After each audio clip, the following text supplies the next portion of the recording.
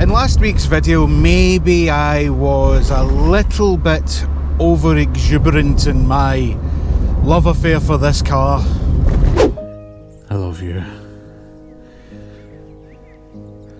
I'll never let anyone in a Nissan Juke cut you up or drive in front of you at 40 for any long period of time. Please don't leave me. Yeah, I did do that. A bit. This week we're going to be having a look at a set of Delrin door bushings for the car. Now, I've heard a great many things about these door bushings. Apparently they're good for sorting rattles. I think they're the cure for male pattern baldness. You can also fit them to the car and it helps with weight loss, which interests me greatly. I think they're responsible for Donald Trump becoming president. But today what I'm most interested in is finding out if we can fit them in under 5 minutes. Because, well, every single review of these damn things that I've seen online, everyone says, oh, it's a dead easy job, batter them on in 5 minutes, no bother. We shall find out. Before we fit them, I suppose we better do a bit of a comparison. See the difference in the noise in here. Try and not go too fast, but we'll do a bit of... Oh, this road was only resurfaced last week by the council. Oh, jeez. They've done a great job. We'll drive back along here once I've fitted the new Delrin ones. Oh, jeez, tonight. So what are the Delrin door bushings? Well, they're the little bits that hold the doors in place inside the car. What they do is they're supposed to add structural rigidity and reduce rattles in the doors and whatnot, because the original ones, as you can see here, are very squishy and not firm at all. So what I'm going to do, once I get the camera set up inside the car, we'll do a nice wee swishy cutscene and we'll go into YouTube time-lapse mode and we will fit these and see if we can fit them in under 5 minutes. Let's get a clock on the screen. Let's have at it. So we're all set up then. All it is these two door bushings, this one this side and the other one on the other side. It's 4 screws. Whip them off, put on the new ones, line up the doors, bish bash bosh, job done, apparently in 4 or 5 minutes or less. I have my trusty stopwatch at the ready, good to go. And obviously on screen just now should be the timer. Let's get ready. In 3, 2, 1, go. Right. How are you meant to get these back in the door shuts? What manner of disaster is this? Oh, wait. Ah. Failure. Instant failure. It's only been 1 minute and 30 seconds. I can still rescue this. The only problem I've got is I didn't bring an Allen key.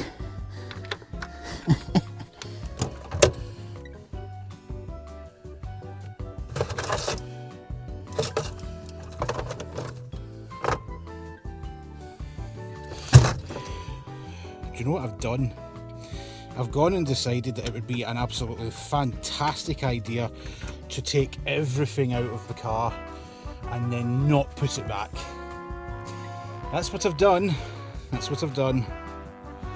You.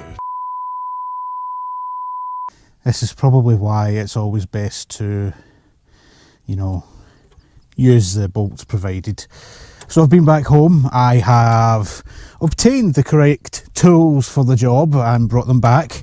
So let's get the clock out. Let's start again.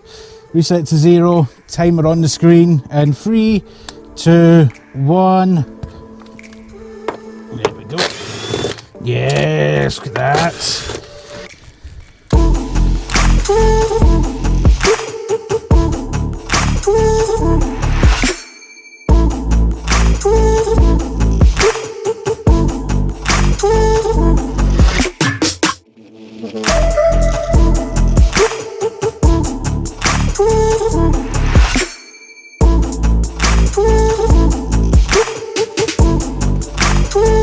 Forgot to put the window down.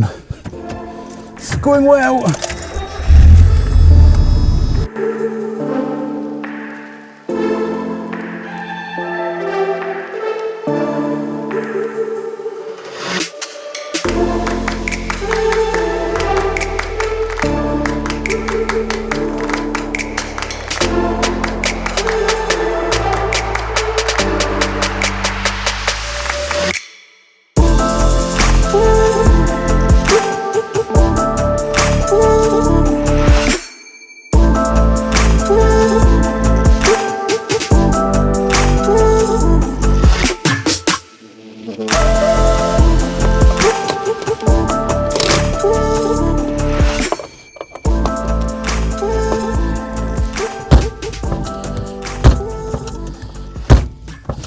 Right, that's it, stop the clock.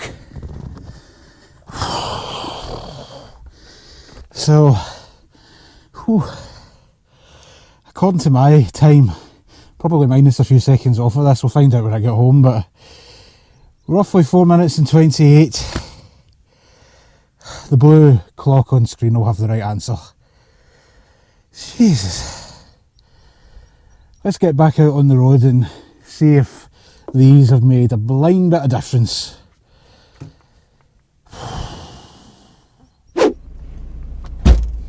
Ooh, it's like a BMW. Not really. Right, let's get back along the bumpy road that the council redone last week. See if there's reduced rattle. Oh.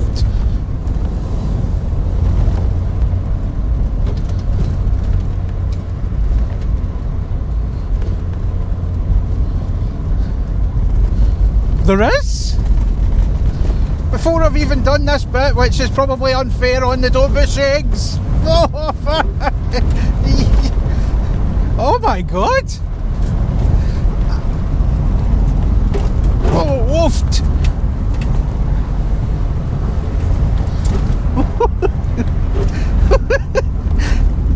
That's incredible! Sorry, but I didn't expect that. I mean, wow!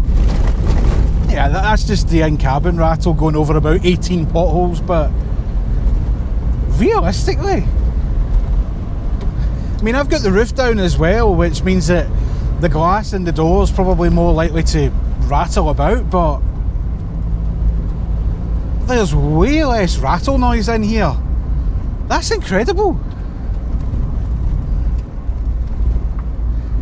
The only thing I will say, however, is I might still be starting to go slightly bald, and I haven't really lost any weight, so they haven't helped with that. Oh god, this road's dreadful! But there are... Right, let's try it down a road that I've been down a million times. See if there's any difference.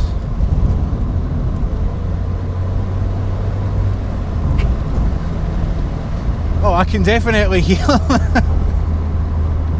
the underside of the car more and less rattles in the door. Through here at some miles an hour, round the bend.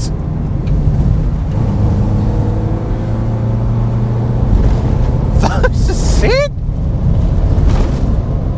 Yeah, there's a lot less rattles in here, and it might just be my mind, but it does feel as if everything is a wee bit more fun.